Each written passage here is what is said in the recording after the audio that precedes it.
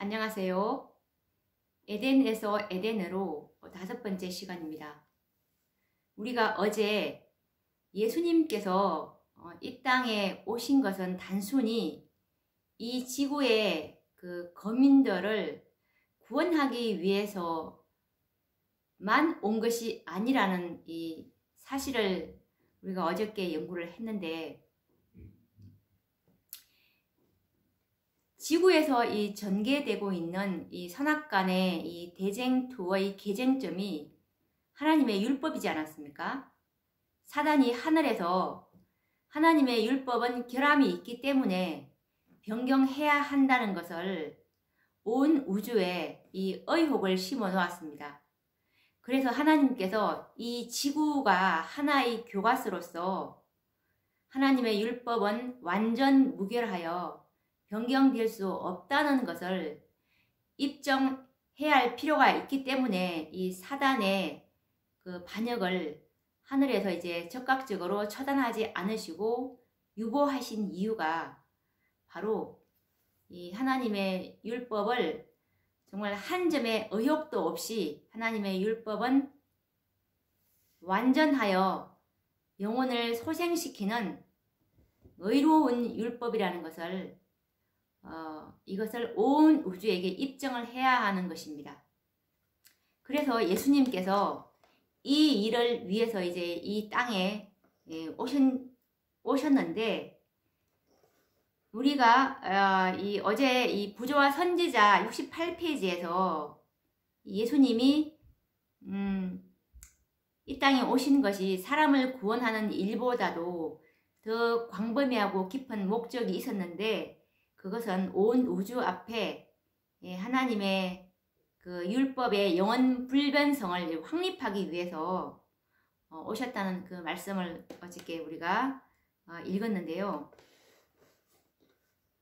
이것이 이 각 시대의 대쟁투 503페이지에도 같은 의미의 말씀이 있는데 읽어보도록 하겠습니다.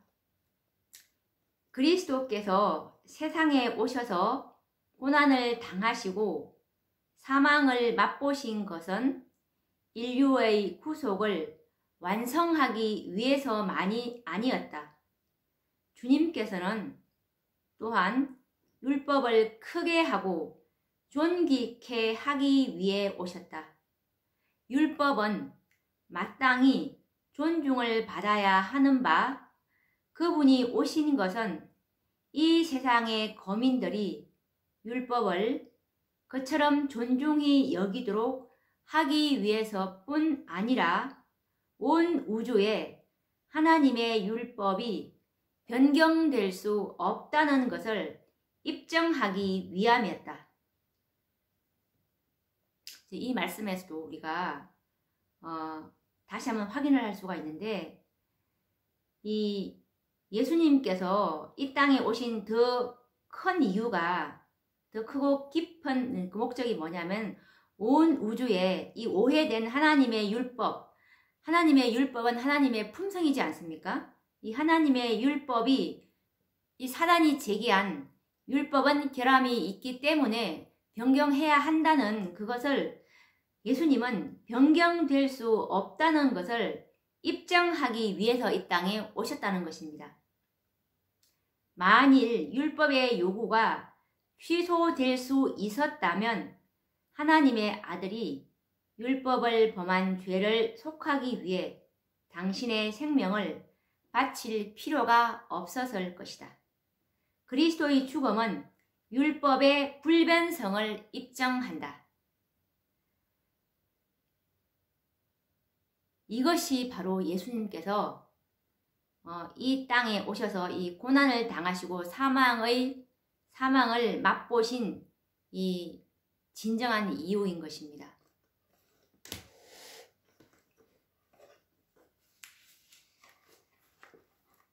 우리가 이것을 깊이 묵상한다면 이 하나님의 율법에 대해서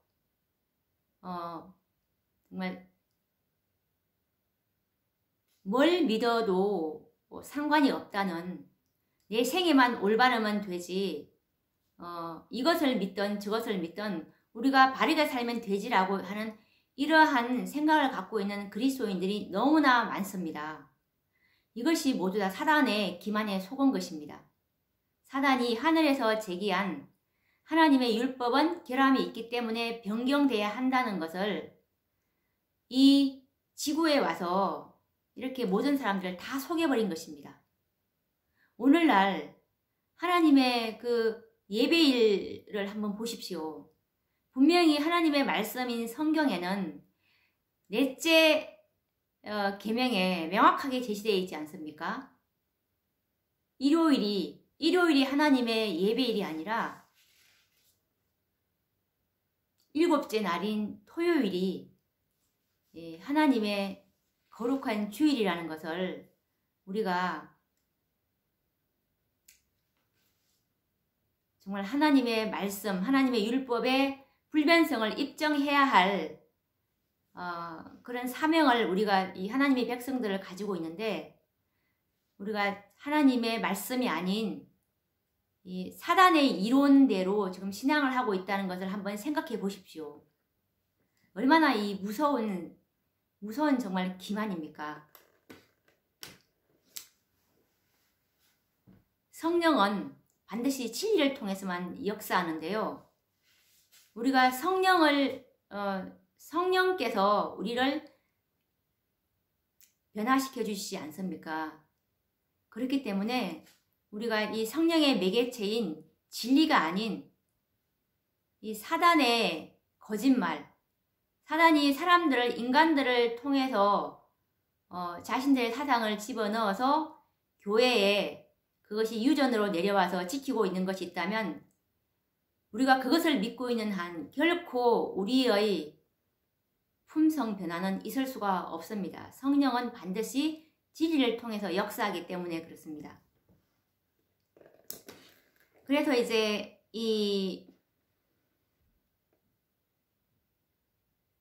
하나님과, 그래서 이 사단과의 율법 전쟁은 온 우주의 관심사가 되었고, 이 특별히 이 아담의 범죄가 이제 하나님의 정부를 매우 난처하게 만들었죠. 범죄한 아담을 구원하는 일은 어쩌면 하나님의 공의를 무너지게 하는 결과를 가져오기 때문인데, 이 범죄한 영혼은 죽으리라 라는 이 하나님의 공의가 손상을 받지 않고 아담을 이제 구원하셔야만 했던 것입니다.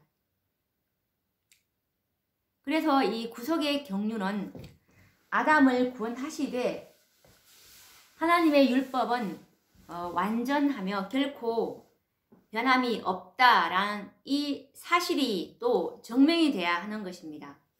아담은 구원하되 하나님의 율법은 결코 변경될 수 없다는 것을, 이것을 만족을 시켜야 하는 것입니다. 이 일을 이루실 분이 오직 한 분밖에 없는데요. 그분이 바로 하나님의 아들이신 그리스도입니다.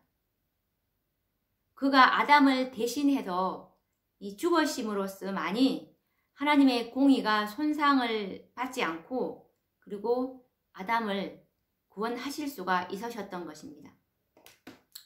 이것에 관련된 선지자의 말씀은 시대의 소망 762페이지에 있는데, 그리스도께서는 당신의 생애와 죽음을 통하여 하나님의 공의는 그분의 자비를 손상시키지 않을 뿐 아니라 죄는 용서받을 수 있고 하나님의 율법은 의로우며 온전히 순종할 수 있다는 사실을 입증하셨다라고 기록하고 있습니다. 그래서 이제 예수님께서는 단순한 이 인간의 구원만을 위해서 죽으신 것이 아니라 인류의 범죄로 말미암아 이 오해받게 된 하나님의 율법, 곧 하나님의 품성을 옹호하시기 위해서 이 땅에 오셨고 십자가에 돌아가신 것입니다.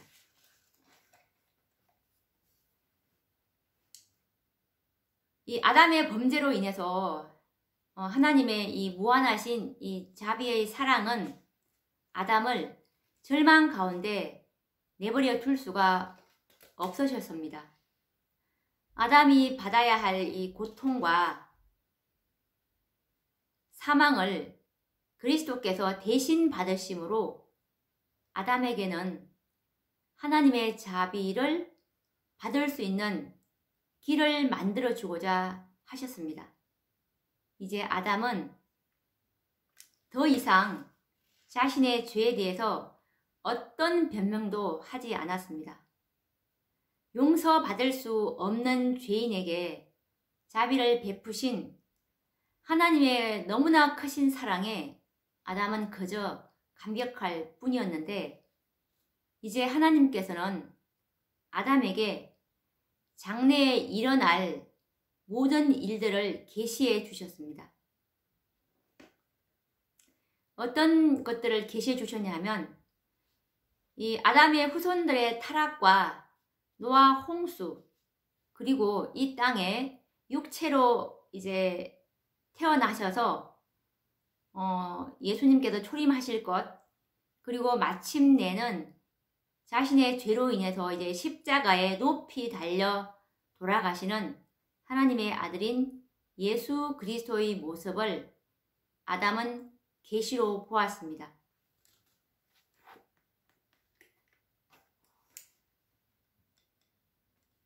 이것이 부조와 선지자 67페이지에 나와 있는데, 그리하여 에덴에서 하나님께서 죄에 대하여 선고를 내리신 때로부터 홍수 때와 더 나아가서는 하나님의 아들의 초림까지 인류 역사에 있어서 중대한 사건들이 아담에게 계시되었다. 그리스도의 희생은 전 세계를 구원할 충분한 가치가 있는데도 많은 사람들이 회개와 순종의 생애를 택하지 않고 죄의 생애를 택할 것이 아담에게 보여진 바 되었다. 라고 기록하고 있습니다. 하나님의 이 희생은 참으로 전 세계를 구원할 충분한 가치가 있는데도 정말 이 하나님의 이 무한한 이 희생의 영생의 가치를 사람들이 알아보지 못할 것이 정말 너무나 적은 사람들이 이것을 택할 것이라고 이 아담에게 보여진 바 되었죠. 그래서 이제 하나님께서는 이제 아담에게 첫 희생 제사를 이제 치르게 하셨는데, 정말 아담에게 있어서는 이것은 너무나 고통스러운 의식이었습니다. 아담은 그의 손으로 그 생명을 이제 취하여야 했는데, 이때 아담은 죽음을 처음으로 이제 목도하게 되었고, 자신이 하나님께 순종했더라면 사람이나 짐승이 죽는 일이 없었으리라는 것을 이제 알게 되었습니다. 아담은 이 양을 희생 제물로 죽이면서 자기의 죄가 이 흠 없는 하나님의 어린 양의 피를 흘릴 수밖에 없다는 것을 알고 아담은 정말 떨게 되는데, 이 장면을 보고서 아담은 예수님의 죽음 밖에는 속죄할 수 없는 그의 죄의 중함을 더욱더 깊고 더 생생하게 느낄 수가 있었습니다. 그리고 이 범죄한 자를 구원하시려고 이처럼 놀라운 이 속전을 지불하시려고 하시는 하나님의 무한하신 사랑에 아담은 이제 경탄하게 됩니다. 이것이 부조와 선지자 68페이지에 나와 있는데, 아담에게 있어서 첫 희생 제사는 가장 고통스러운 의식이었다. 그의 손은 하나님만이 주실 수 있는 생명을 취하기 위하여 들려져야만 하였다. 그는 이때 죽음을 처음으로 목도하였다. 그는 자신이 하나님께 순종하였었더라면 사람이나 짐승이 죽는 일이 없었으리라는 것을 알았다. 무죄한 동물을 희생 제물로 죽이면서 그는 자기의 죄가 흠없는 하나님의 어린 양의 피를 흘릴 수밖에 없다는 것을 생각하고 떨었다. 이 장면을 보고 그는 하나님의 사랑하는 아들의 죽음 밖에는 속죄할 수 없는 그의 죄의 중함을 더욱 깊고 더욱 생생하게 느끼게 되었다. 그리고 그는 범죄한 자를 구원하시려고 이처럼 놀라운 속전을 지불하려 하시는 하나님의 무한하신 선하심에 경탄하였다라고 말씀하고 계시는데, 아담은 이제 한 마리의 어린 양을 끌어와야 했고, 그리고 아담은 이 사랑스러운 양을 자신의 손으로 죽여야만 하였던 것입니다. 피를 흘리면서 죽어가는 그 어린 양을 보면서 자신의 죄에 대해서 말할 수 없는 후회와 통회하는 심정으로 아담은 하나님 앞에 이제 엎드리게 되는데, 이제 하나님께서는 아담이 죽인 그 어린 양의 가죽을 취하셔서 아담에게 옷을 지어서 입히셨습니다. 가시 덩굴과 추위에 견딜 수 있는 가죽옷을 지어주신 것입니다. 이것이 바로 믿음으로 말미암는 의인데요. 아담에게 무슨 공로가 있었습니까? 그에게는 아무런 공로가 없었습니다. 다만 아담은 자신이 용서받을 수 없는 죄인이라는 사실과 그리고 자신의 죄로 인해서 이 하나님의 독생자가 죽으실 것을 믿었을 뿐이었습니다. 그래서 그는 죄 없는 어린 양을 죽였던 것입니다.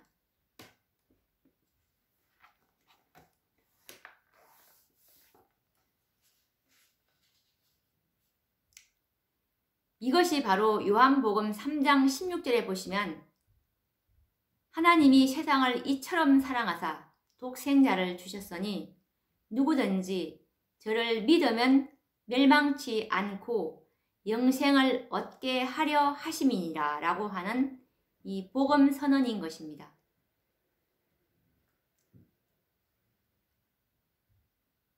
하나님을 사랑하지 않는 인간들에게 베푸신 하나님의 사랑은 인간들이 이해할 수 없는 온유입니다.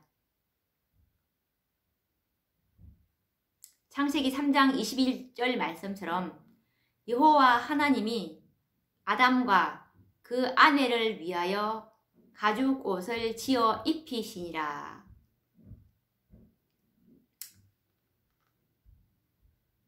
라는 이 말씀에서 아담은 이제 이 그리스도를 믿음으로 말미암아 의롭다함을 이제 얻고 구원을 받을 것이었습니다.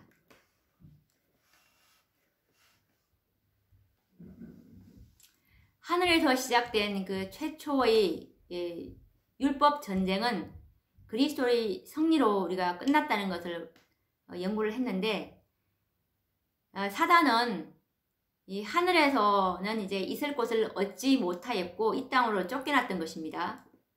그런데 이 땅에서 이제 이 사탄은 아담을 굴복시킴으로써 이 있을 곳을 이제 얻게 되었습니다.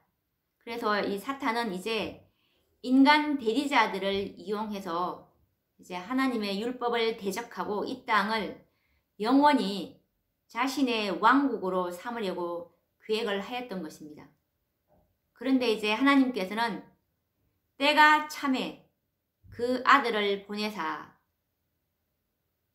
라는 말씀처럼 아담이 잃어버렸던 이 땅의 통치권을 이제 돌려받으실 계획이셨습니다. 아담의 범죄로 말미암아 훼손된 하나님의 율법을 완전하게 하기 위해서 그리스도께서는 오셔야 하셨고, 그리고 또한 죄 중에 빠져 있는 이 인류를 구원하시기 위해서 그분은 오셔야만 하셨던 것입니다. 그래서 그분은 신성의 능력과 특권을 버리시고 죄 있는 인성을 취하셔서 이 땅에 오실 것이었습니다.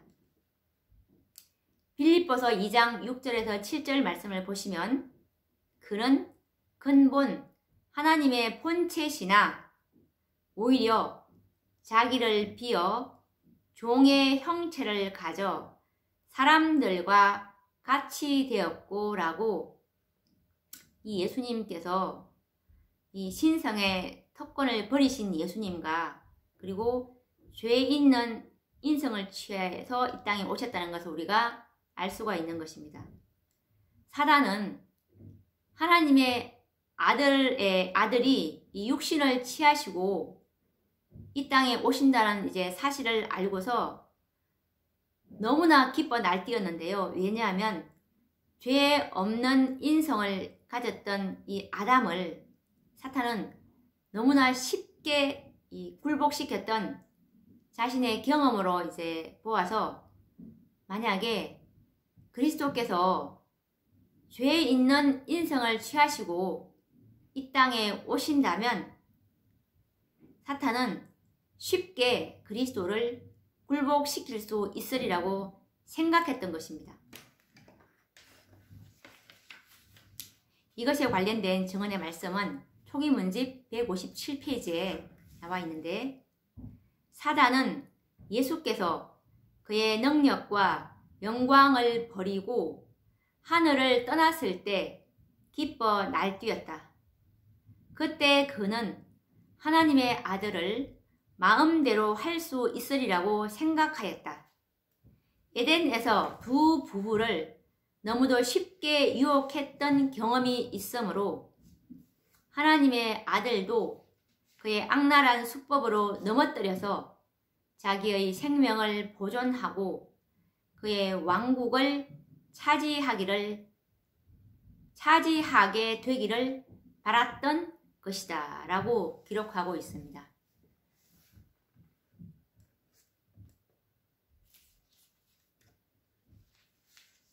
예수님께서 이 신성을 버리시고 죄 있는 육신의 인간으로 오셔야만 했던 이유가 사단이 아담의 범죄를 구실 삼아서 이제 하나님의 율법은 순종할 수 없는 증거라고 주장해 왔기 때문에 그렇습니다.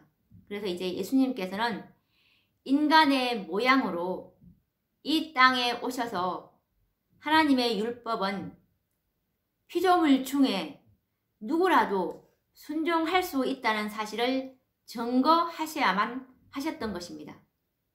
그래서 예수님은 신성의 속성을 이제 가지시고 오셔서 만약에 율법을 지킨다면 그것은 결코 완전한 증거가 될 수 없겠죠. 그래서 그분은 반드시 이 인간들과 같이 되셔서 하나님의 율법을 온전히 순종할 때만 그것이 완전한 법적인 증거가 될 것이었습니다. 그래서 그분은 때가 참에 여자에게서 태어나셔야만 하셨던 것입니다. 사단은 이 대쟁투의 초기에 뭐라고 주장해 왔냐면 하나님의 율법은 불공평하고 그리고 순종할 수 없다라는 이 증거로서 아담의 범죄를 제시해 왔었습니다. 그래서 그리스도께서는 우리와 같은 인성으로 아담의 실패를 만회하셔야만 하셨던 것입니다. 이것이 시대의 소망 117페이지에 있는데 사단은 하나님의 율법은 불공평하고 순종할 수 없다는 증거로서 아담의 범죄를 가리켜 왔었다. 그리스도께서는 우리와 같은 인성으로 아담의 실패를 만회하실 것이었다.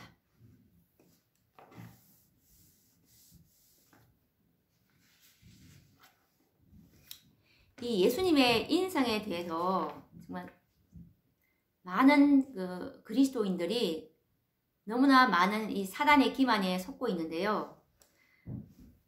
우리가 이 선악간의 대쟁투가 전개된 쟁점이 하나님의 율법이라는 것을 우리가 알게 될 때 그분은 반드시 우리와 똑같은 인성으로 죄지은 그 인간의 육체로 오셔서 하나님의 율법을 지킬 수 있다는 것을 증거해야 이 선악간의 이 대쟁투가 이것이 정말 법적인 증거가 되지 않습니까?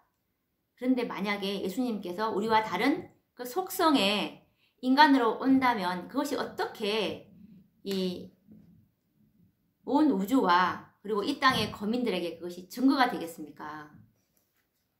그것은 정말 이 하나님의 공의와 너무 맞지 않는 그런 것이죠. 그래서 우리는 오늘 이 예수님의 인성에 대해서, 그리스도의 인성에 대해서 다시 한번 우리가 더 연구를 해보고 넘어가는 것은 너무나 중요합니다. 왜냐하면 나도 예수님과 같은 죄 짓지 않는 생애를 살 수 있다는 것을 우리가 확실하게 깨닫게 된다면 우리가 더 이상 사단에게 이제 지고 있을 수만은 없는 것입니다.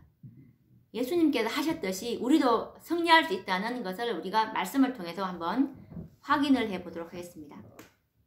예수님이 우리와 똑같은 육신에 속하셨다는 것을 히브리서 2장 14절 말씀해 보시면, 히브리서 2장 14절 말씀을 한번 보도록 하겠습니다. 14절 말씀에 보시면, 자녀들은 혈육에 함께 속하였음에 그도 또한 한 모양으로 혈육에 함께 속하심은, 이것에 이 말씀을 보셔도 이 사람들은 다 혈육에 속했듯이 예수님도 또한 한 모양으로 혈육에 속했다는 것을 말씀하고 있습니다. 이 혈육은 타락한 인간들을 말하는데요. 타락한 인성을 취하고 오신 그 예수님을 우리가 알 수가 있는데, 자, 그럼 우리가 성경을 가지고 한번 정언의 말씀을 보기 전에 성경을 가지고 한번 확인을 해 보도록 하겠습니다. 우리가 우선 이 로마서 8장 3절을 한번 보도록 하겠습니다. 로마서 8장 3절입니다. 예수님이 우리와 똑같은 인성을 취하시고 오셨다는 말씀을 로마서 8장 3절에 보시면,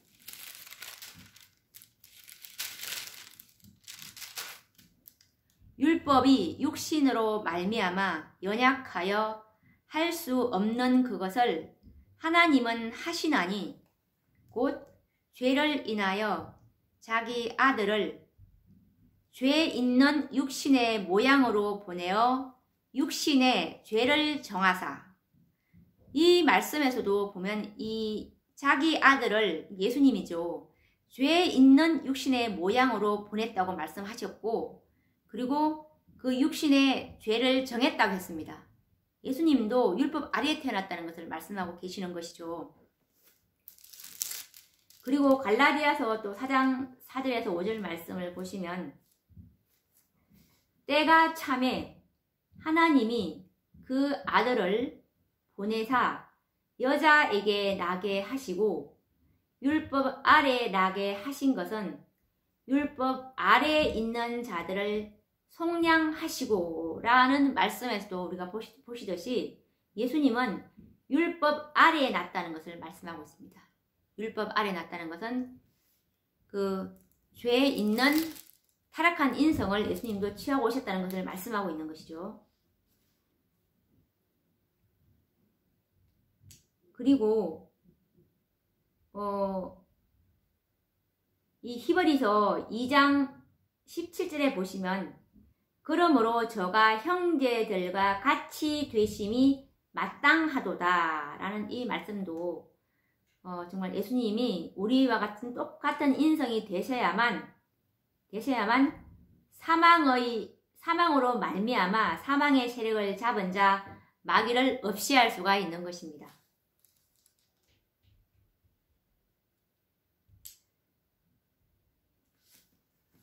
그러면 우리가 이제 증언의 말씀을 한번 또 선지자께서 명백하게 예수님은 타락한 인성을 취하고 오셨다는 그 말씀을 우리가 또 한번 확인을 해보도록 하겠습니다. 시대의 소망, 이 117페이지 말씀을 한번 보도록 하겠습니다.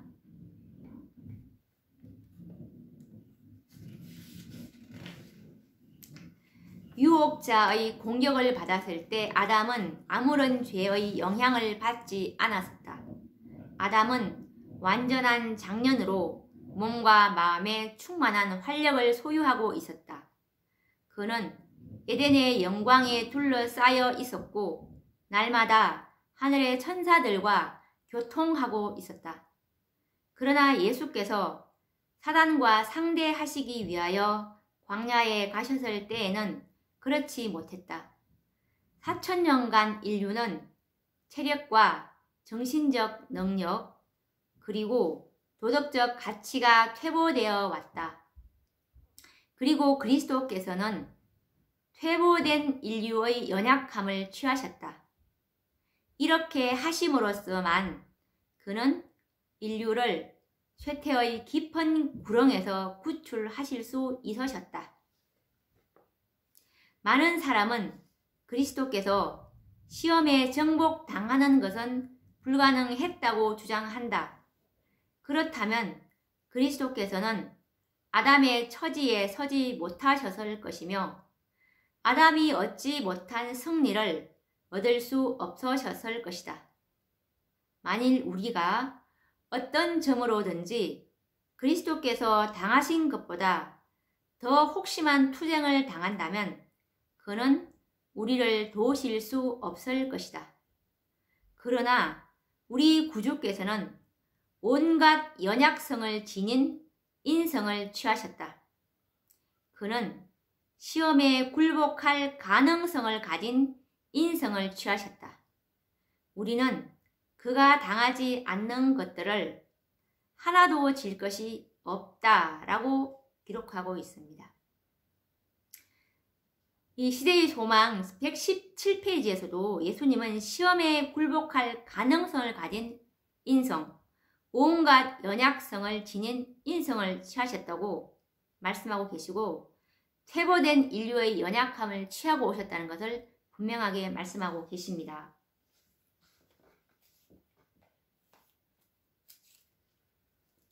그리고 이 화의주석 요한복음 1장 14절 말씀에서도 보시면 그리스도가 타락한 상태 가운데 있는 인간의 본성을 입으셨을 때라고 이렇게 또 정확하게 나와 있습니다.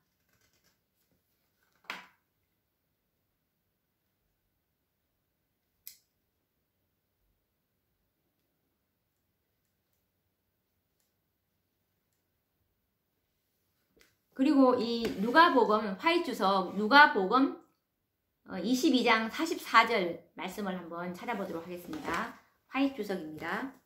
화의주석 누가복음 22장 44절에 이거는 정말 너무나 더 명확한 말씀이죠. 22장 44절의 화의주석입니다. 이 제목이 뭐냐면 그리스도는 위장된 인성을 취하신 것이 아님이라는 제목인데요. 다 읽진 않고 예수님의 인성에 관련된 그 부분만 읽도록 하겠습니다. 그는 육신이 되셨을 뿐 아니라 죄로 가득한 육신의 모양이 되셨다.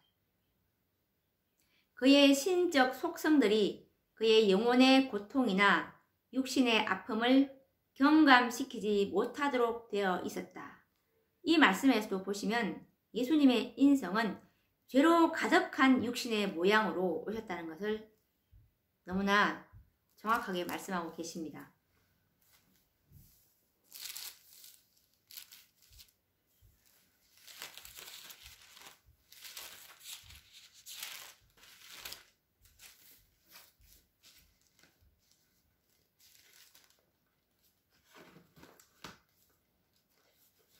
시대의 소망 24페이지에도 보시면 사탄은 하나님의 사랑의 율법을 이기적인 율법으로 나타낸다. 그는 우리 인간이 그 교훈에 순종하는 것이 불가능하다고 선언한다. 그는 우리 시조의 타락과 그에 따르는 모든 재난의 책임을 창조주에게 지우고 사람들로 하여금 이 하나님을 죄와 고통과 사망의 창시자로 여기게 한다. 예수께서는 이런 기만을 폭로하실 것이었다. 그분은 우리 중 하나가 되어 순종의 모본을 보이실 것이었다. 이 일을 위하여 그분은 인성을 취하시고 우리의 삶을 체험하셨다. 그러므로 저가 범사에 형제들과 같이 되심이 마땅하도다. 히브리서 2장 17절.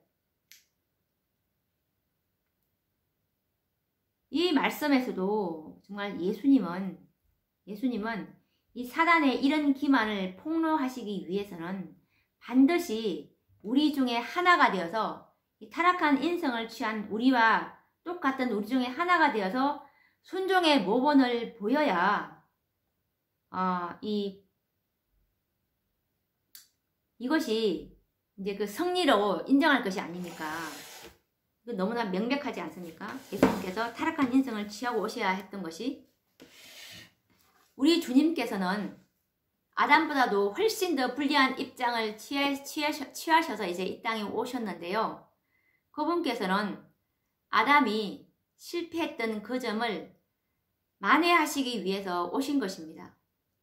그리고 이 죄로 말미암아 연약해진 그 인류의 육체를 가지시고 마귀로부터 모든 시험과 시련에서 승리하심으로 우리 인류도 이제 죄로부터 승리의 생애를 살 수 있다는 희망을 주실 것이었습니다. 예수님은 우리의 대속물도 되지만 우리 모본이기도 합니다. 그래서 이 대속과 이 모본을 우리가 정확하게 이제 인지를 해야 하는데 이 대속에만 또 이렇게 사람들이 강조를 하는 분들이 있고 어떤 분들은 또 모본에만 강조를 하는 분이 있는데 예수님은 우리 대속물과 모본으로서 정확하게 제시가 되어야 하는 것입니다. 그분은 우리들을 죄로부터 구원하시기를 원하신다. 그래서 이 죄에서 구원하시겠다는 말은 우리들이 이 죄 없는 생애를 살 수 있도록 하시겠다는 말이고 죄가 우리의 생애에서 이제 끝나게 될 때 그 목적은 이제 달성되는 것입니다. 하나님의 구속의 경륜이 이 성소 진리에서 너무나 명확하게 나타나고 있는데요. 하나님의 계획은 이 번제단에서 시작이 됐지만 이 하나님의 계획의 끝은 지성소에서 이제 완전히 죄가 도말되기까지 하나님께서 계획을 하고 계시는 것입니다. 그래서 이 마지막 시대를 이제 지성소 시대라고 하는데 우리는 하나님께서 지금 우리에게 요구하시는 것이 죄의 도말을 하시러 이제 지성소를 들어가셨고 우리도 또한 그 뜻을 받들어서 우리 생애에서 죄가 끝나는 그 경험을 예수님과 같이 동역을 해야 되는 것이 이 하나님의 백성들의 이 사명이고 의무이기도 한 것이죠. 그래서 죄가 우리 생에서 이제 끝이 나야 되는 시대에 우리가 살고 있다는 것을 우리가 엄숙하게 생각해야 하는 것입니다. 죄는 이 불법인데요. 죄를 이기고 죄 없는 생애를 산다는 것은 율법을 온전히 순종한다는 말이 순종한다는 말인데, 사단은 인류가 이 하나님의 율법을 온전히 순종하는 것은 불가능하다라고 주장을 해왔습니다. 그래서 예수님께서는 이와 같은 이 사단의 주장이 거짓이라는 사실을 증명하기 위해서 먼저 그분 자신이 육체를 가진 인간이 되셔서 이제 하나님의 율법을 온전히 순종을 하셔야 할 것이었습니다. 그리고 그 다음에 이제 예수님을 믿는 사람들에게서 율법을 온전히 순종해서 죄 없는 생애를 살 수 있다는 증거가 나올 때 이제 사단의 기만은 온 천하에 폭로되는 것입니다. 그것이 바로 이 마지막 시대에서 마지막 시대를 살아가고 있는 하나님의 백성들의 사명이기도 하고 의무이기도 한데요. 이렇게 해서 이제 이 백성들이 이제 나타나게 되면 사단의 기만은 완전히 온 천하에 폭로되고 하나님의 율법은 지킬 수 있다는 것을 완전히 입증하게 되기 때문에 사단을 멸할 수 있는 그 길이 이제 열리는 것이죠.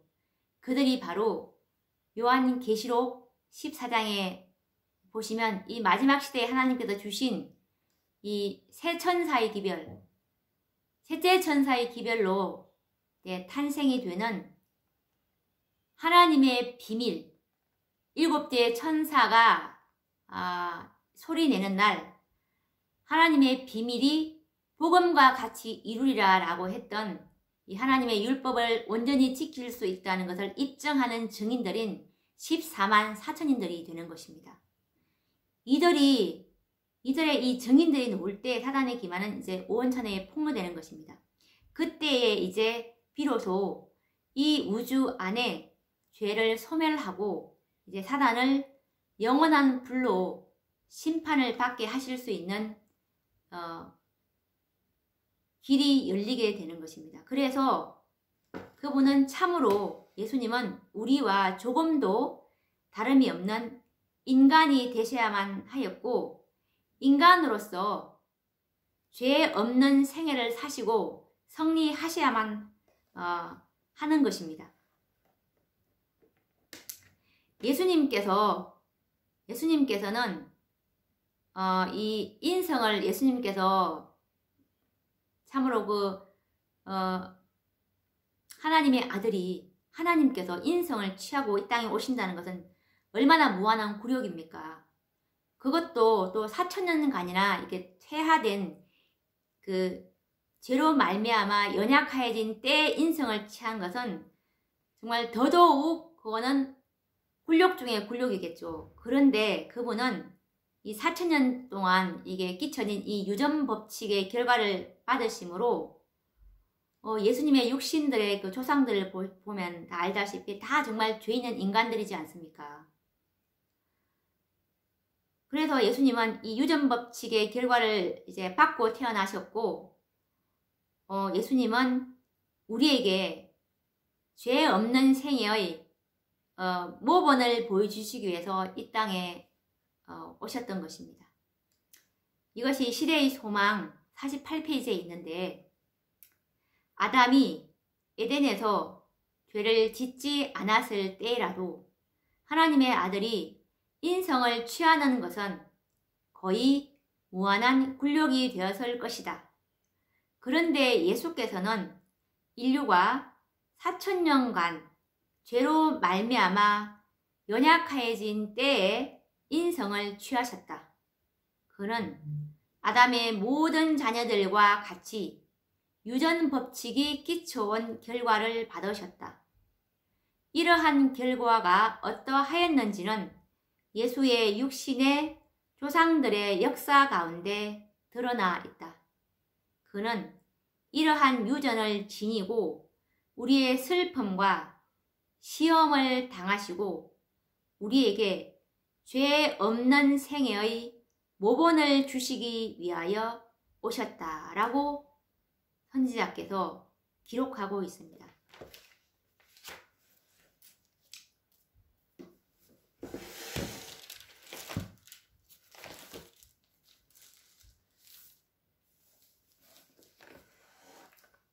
요한 1서 4장 1절에서 이 3절 말씀에 보시면 예수님께서 육체로 오신 것을 부인하는 것이 적그리스도라고 말씀하고 계시는데,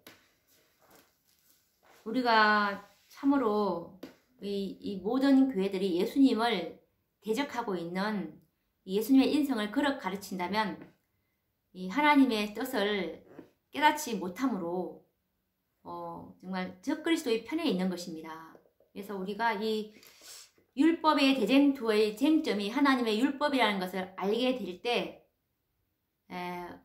정말 하나님의 말씀대로 생애하는 것이 이 하나님의 완전한 뜻이고, 그리고 이 마지막 시대의 백성들은 14만 4천의 사명을 우리가 이제 지게 되었기 때문에 하나님의 율법의 완전한 증인들이 되어야 되는 이 사명을 가지고 있습니다. 그래서 정말 우리의 믿음의 기초는 하나님의 말씀 위에 우리의 믿음의 기초를 세워야 한다는 것을, 이거는 너무나 강조해도 지나치지 않는 것입니다.